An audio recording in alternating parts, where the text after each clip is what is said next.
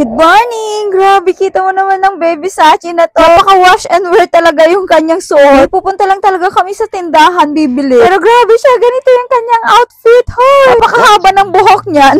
Siya mismo yung nagpapalagay kasi nakita niya talaga yung aking hair extension. So, diba, si Frozen kasi talaga napakahaba ng kanyang buhok. Actually, yung Elsa pala, kasi Frozen yung pangalan ng kanta. Ha? Hindi ko rin alam kasi lagi niya kasi pinapanood. Tapos ito lang talaga yung nag-iisang damit na color blue. Tapos princess yung atake. Kaya, ayan siya, be. Imagine mo 2 years old pa lang ha, ganyan na talaga siya manamit. Hindi ko yan tinuturuan, hindi ko rin siya tinuturuan paano maging maarte. Like, ewan ko kung saan ko pinaglihi. Sa alak? Sa alak lang talaga siguro to.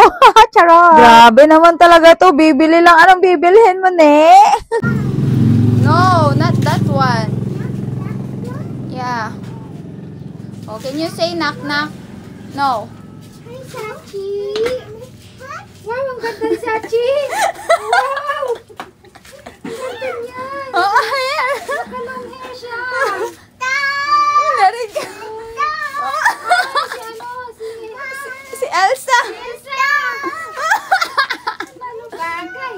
Bagay si Elsa, oh. Ala, ang ganda niyan. Dalawang Yakult yung ate. Kaya tignan mo na dito si Elsa, oh. Oh, that's Elsa. Oh, nag-aaway kami lagi yan. No, no chocolate for baby. You're not a baby anymore. You're a big girl. You're Elsa, isn't it? Yeah. Yeah, oh. You buy only Yakult. Okay. Ay, ano na? Oh. You have new name. Elsa. Hi, Elsa. Hi, Elsa. You're so pretty. Arty, thank you. The other one. And that's yours all. Pag baby girl talaga, napakasarap niyang bihisan. Lalo na pag ganito talaga ka-cute, ka-bibo. Hoy, anak ko yan. Pero hindi talaga sa akin ang bana yan, be, kasi hindi naman talaga ako maarte. Ayan, talala ang first one. Ang dami niya sigurong iniisip. Wash and wear talaga itong damit niya kahit napakadami niyang dress. Kaya napacheck out talaga ako ng mga dresses ng Elsa. Kaso nga lang, hindi pa talaga dumadating, kaya waiting for that. Para naman yung 7 days niya, be, hindi yung iisang damit. At saka feeling ko mukhang kailangan ko dun mag-check out ng extension.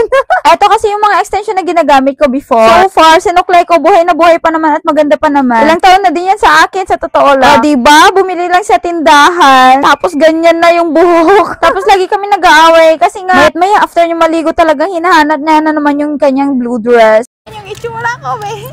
Nakakahiya naman sa kay Sachi. Oh no, where are you going? Oh no, you go there. It's so hot. What? Diba? Ang bata nag-imagine na naman talaga. Ewan ko, napakalawak yung imagination talaga ni Sachi. Siguro dahil na din to sa kakagatas niya ng ENFA. Nag-promote? O dahil talaga magkasama lang kami talaga lagi. Diba kasi talaga pag nanay yung nag-aalaga, lahat ata ng kaartehan mo makukuha niya.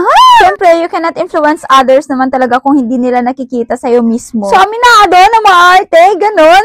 Hindi, may mga bagay kasi talaga na kailangan mo naman magdala, mag-ayos. So, ayun, baka nakikita niya. And ayan, nakauwi na kami. Anyan, yung alamat ng Yakult.